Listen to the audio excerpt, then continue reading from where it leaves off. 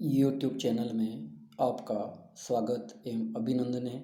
आज इस वीडियो में बीए द्वितीय वर्ष कला की प्रैक्टिकल के अंतर्गत आज अपन अध्ययन करेंगे लंबकोणीय ध्रुवीय खमध्य प्रक्षेप के बारे में।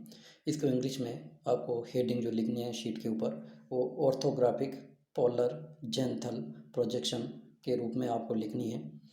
तो आज अपन देखेंगे लंबकोणीय ध्रुवीय खमध्य प्रक्षेप। तो लंबकोणीय ध्रुवीय खमध्य प्रक्षेप है। यह प्रक्षेप भी क्या है, एक जो दो कल्पनाओं के ऊपर आधारित है, यानी इस प्रक्षेप की जो रचना होती है वो दो कल्पनाओं पर ही आधारित है। जैसे प्रथम जो कल्पना है वो है प्रक्षेपण तल ग्लोब को ध्रुव पर स्पर्श करता है, तथा द्वितीय जो कल्पना है वो है प्रकाश स्रोत ग्लोब से अनंत यानी इन्फिनिट दूरी वाले किसी बिंदु पर स्थित होता है।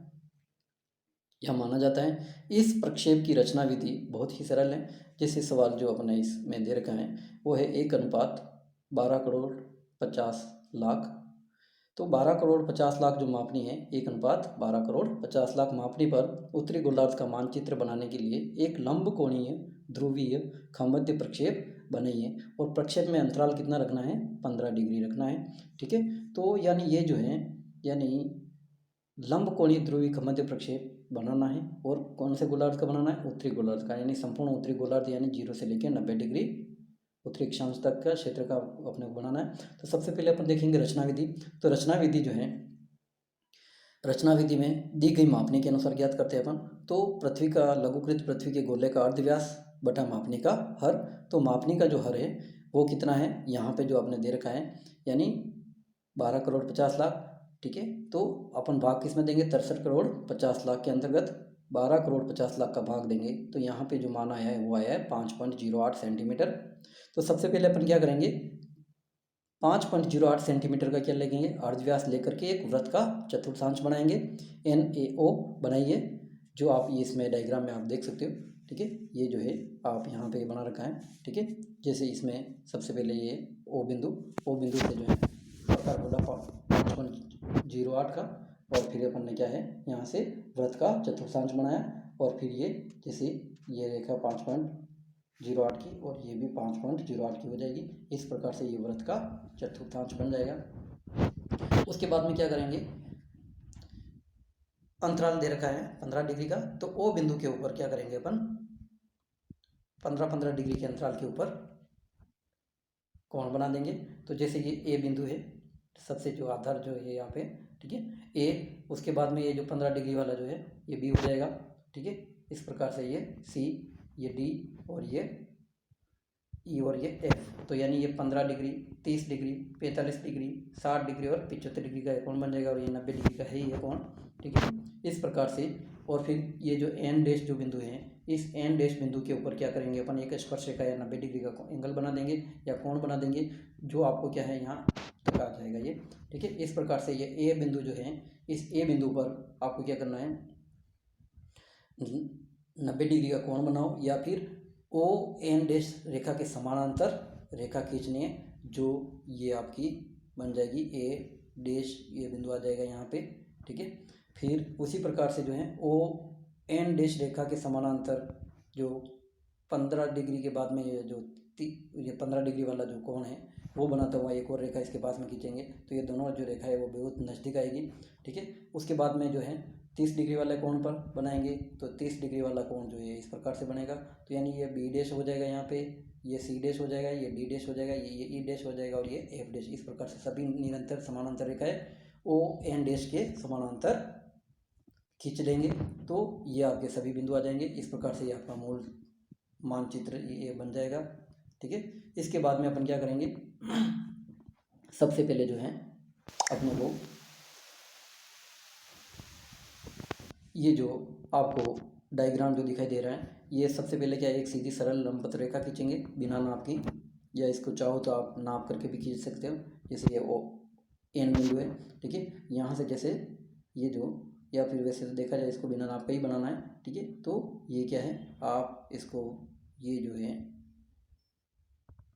रेखा खींच देंगे, सीधी सरल लंबवत रेखा। फिर यहाँ पे जो अपना जो सेंटर में जो ये बिंदु क्या आ जाएगा, N आ जाएगा। यानी उत्तरी गोलार्ध का मानचित्र बनाना, इसलिए एन आ जाएगा। फिर यहाँ पे क्या करना है अपने को, जैसे ये जो मूल जो मानचित्र था उस मूल मानचित्र पर जाएंगे वापस अपन, ठीक है। मूल मानचित्र पर जाके अपन प्रकार खोलेंगे।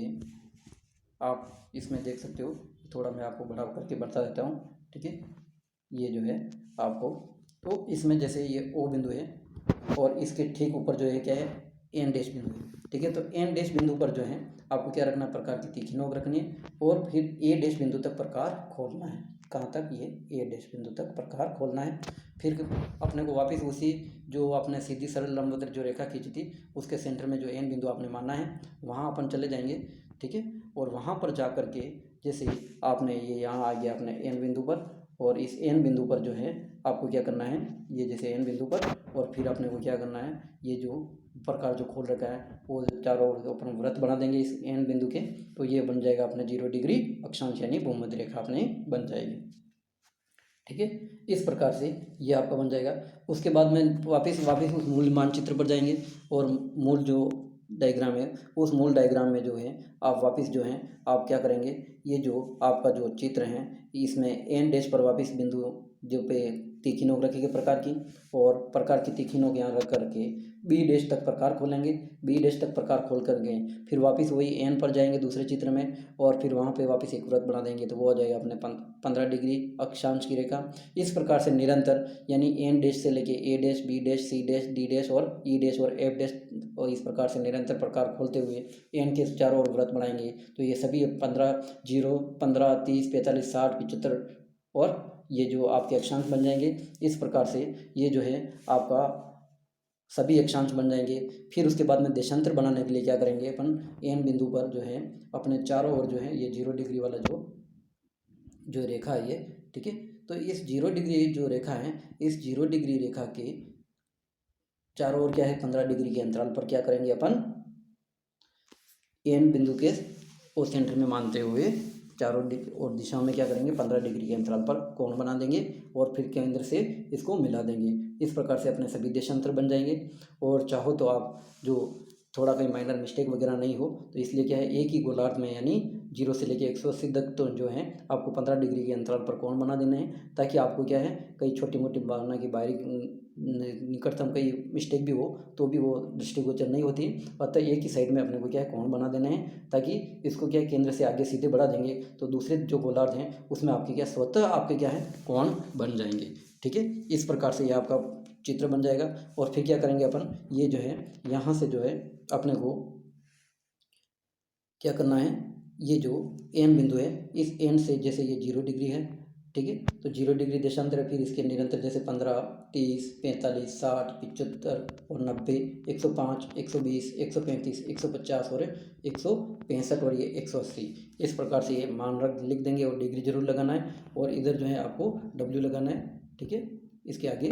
और फिर जो है निरंतर वापस पूर्वी गोलार्ध के लिए भी 15, 30, 45, 60, 75, 90 और इसके आगे ई लिख देना है, ठीक है, यानी पूर्वी गोलार्ध पूर्वी देशांतर के लिए, ठीक है। फिर ये 105, 120, 135, ठीक है, 150 और 165 और ये 180 जो है ये।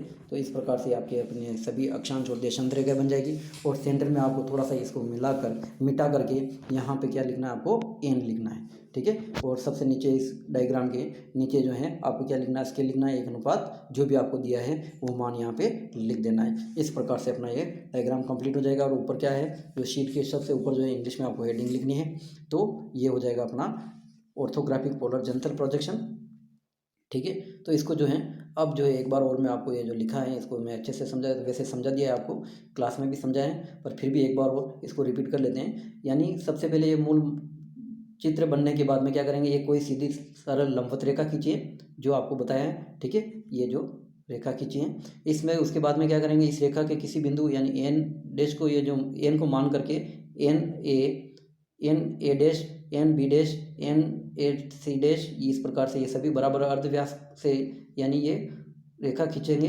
और जो वृत्त को क्या है, जो भूमध्य रेखा जो 0 degree, 15 degree, 30 degree, 45 degree, 60 degree, 75 degree के अक्षांश वृत्त ये हो जाएंगे।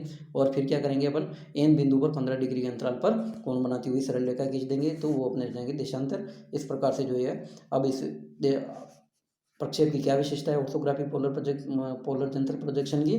तो पहली जो पहचान जो है वो है अक्षांश वृत्त क्या है, सकेंद्र वृत्त होते हैं। अक्षांश जो रेखा होती है वो क्या होती है, सकेंद्र वृत्त होती है। फिर यह तथा इनके बीच की दूरी भी क्या होती है, प्रक्षेपण केंद्र से बाहर की ओर क्या है, कम होती जाती है।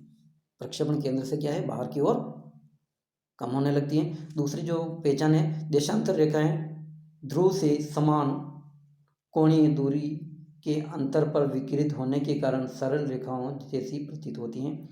तीसरी जो है, अक्षांश वृत्त तथा देशांतर रेखा एक दूसरे को समकोण पर काटती हैं। चौथी जो पहचान है, इस प्रक्षेप पर अधिक से अधिक एक गोलार्ध यानी उत्तरी अथवा दक्षिणी गोलार्ध को ही प्रदर्शित किया जा सकता है। ठीक है, ये हो गई इसकी पहचान। अब जो है आगे अपन देखेंगे इस जो प्रक्षेप के गुणधर्म क्या है।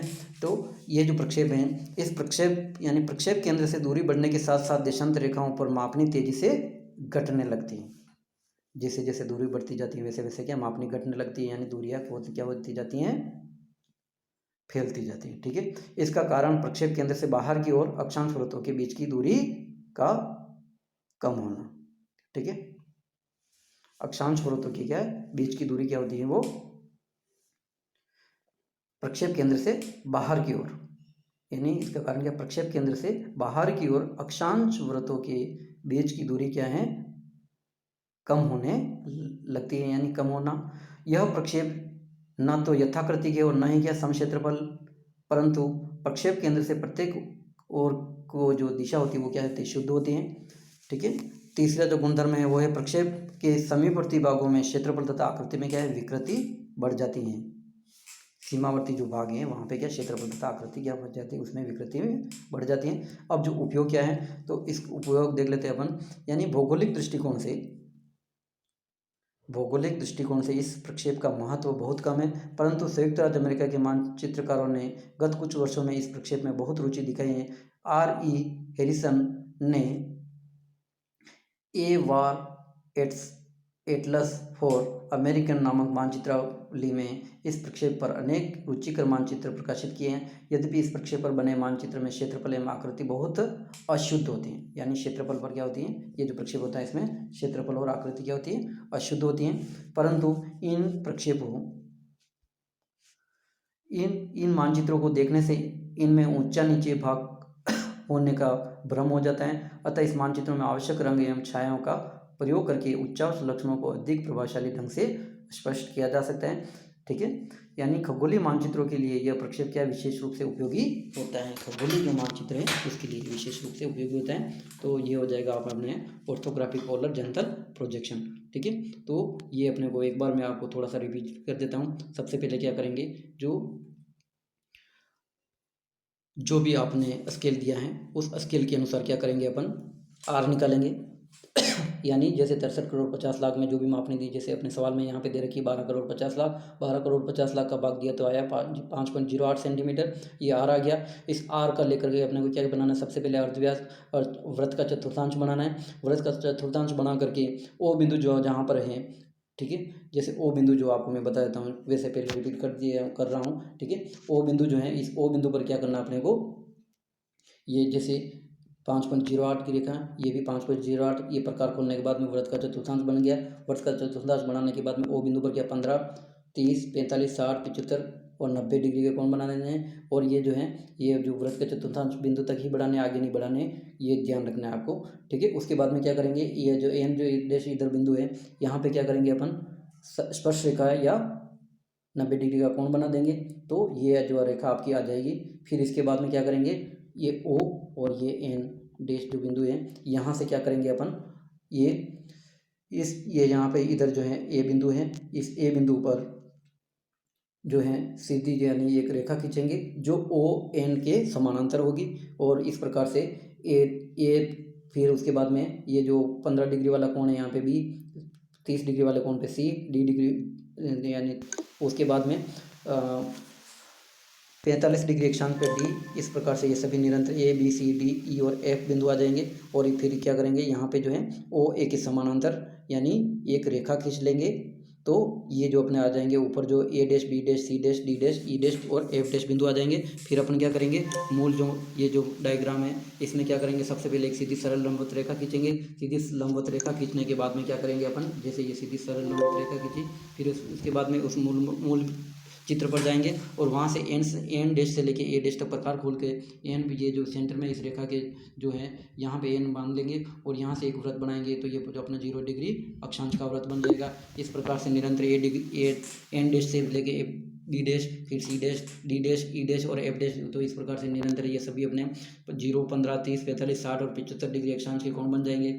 और फिर अपन क्या करेंगे, एन जो बिंदु है यहाँ से 15 डिग्री के अंतराल पर इसके चारों ओर 15 डिग्री के मान के अंतराल पर ये कोण बना देंगे और इसको केंद्र से मिला देंगे। तो अपने ये पूर्वी और पश्चिमी गोलार्ध के सभी देशांतर बन जाएंगे। तो इनको मान भी लिख देंगे, 0 से लेके 15, 30, 45, 60, 75, 90, 105, 120, 135, 150, 165, 180।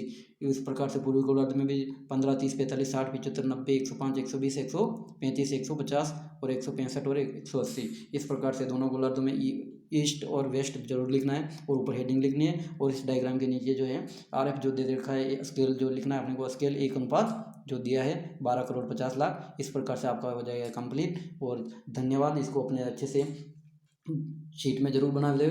और लाइनिंग वाले पेज के ऊपर क्या है, आपको इस प्रक्षेप के गुण दोष या इसके उपयोग या गुणधर्म जो हैं इसके बारे में आपको जरूर लिखना है, ताकि आपको वाइवा के समय आपको ये अच्छे से याद भी हो, ताकि आपको नुकसान नहीं हो, अच्छे से नंबर आपके आए मौखिक परीक्षा में। धन्यवाद।